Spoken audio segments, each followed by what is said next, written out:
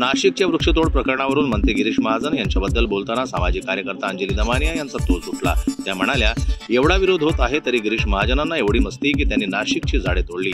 लोकांनी आंदोलन करा, पण आम्हाला जे करायचं ते आम्ही करणार असं ते आहे. गिरीश महाजन यांना लक्षात ठेवायला हवं आणि राजकारणातून त्यांना फेकून द्यायला हवं. तपोवन वृक्षतोडीविरोधात ज्येष्ठ समाजसेवक अण्णा हजारे यांनी संताप व्यक्त केला. त्यांनी सरकारवर या प्रकरणी टीका केली आहे. कुंभमेळ्यासाठी येणारे साधू संत हे जंगलात राहणारे असतात, ते काय झाडावर राहतात का, असा संतप्त सवाल ज्येष्ठ समाजसेवक अण्णा हजारे यांनी केलाय. आज जरी लोक बोलत नसले तरी एक दिवस येईल आणि चीड व्यक्त करत म्हणतील चले जाओ, असे अण्णा हजारे म्हणाले. ते दिवस दूर नाही असा इशारा देखील अण्णांनी दिला आहे. राज्यात सध्या निवडणुकीचे वारे वाहत आहेत. स्थानिक स्वराज्य संस्थांच्या निवडणुकांच्या अनुषंगानं भाजप आणि शिवसेना शिंदे गट यांची महायुती पुन्हा एकत्र येणार असल्याचं चित्र स्पष्ट झालंय. मुंबईसह प्रमुख महानगरांमध्ये ही युती कायम राहणार असल्याची महत्त्वपूर्ण घोषणा प्रदेशाध्यक्ष रवींद्र चव्हाण यांनी केली. लोकहित आणि सकारात्मक राजकीय संदेश देण्यासाठी युती होणं गरजेचं असल्याचं मत पक्षाकडून व्यक्त केलं जात आहे.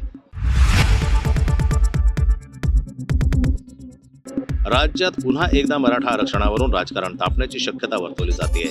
मनोज जरांगे पाटील यांनी मराठा समाजाला कुणबी प्रमाणपत्र देण्यातील दिरंगाईवरून सरकार आणि अधिकाऱ्यांवर तीव्र नाराजी व्यक्त केली आहे. गेल्या 3.5 महिन्यात 594 अर्ज प्राप्त झाले असून केवळ 98 मराठा बांधवांना कुणबी प्रमाणपत्र देण्यात आले. त्यावरून आता जरांगे पाटील यांनी मुख्यमंत्री आणि विखे पाटील यांनी काढलेला GR तातडीने लागू करून मराठ्यांना कुणबी प्रमाणपत्र द्यावेत अशी मागणी केली आहे. तर सरकार आणि अधिकारी जाणून बुजून ही प्रक्रिया थांबवत असल्याचा आरोप देखील त्यांनी यावेळी केला आहे.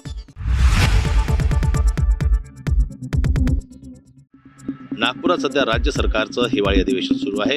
अधिवेशनाच्या कार्यपद्धतीवर सामाजिक कार्यकर्ता अंजली दमानिया यांनी तीव्र नाराजी व्यक्त करत हे अधिवेशन जनतेच्या प्रश्नांवर गंभीर चर्चा करण्यासाठी आहे की केवळ एक फॅशन शो बनलाय असा सवाल उपस्थित केला. 7 दिवसांच्या अधिवेशनासाठी तब्बल 90 कोटी रुपये खर्च केले जात आहेत. म्हणजे दररोजचा खर्च सुमारे 12.8 कोटी रुपये इतका आहे. या प्रचंड खर्चाच्या तुलनेत महाराष्ट्राच्या विकासाचा, राज्यावरील वाढत्या कर्जाचा आणि त्याला कसं कमी करावं यासारख्या गंभीर विषयांवर लक्ष केंद्रित करण्याऐवजी निरर्थक चर्चांना प्राधान्य दिलं जात असल्याची खंत त्यांनी व्यक्त केली.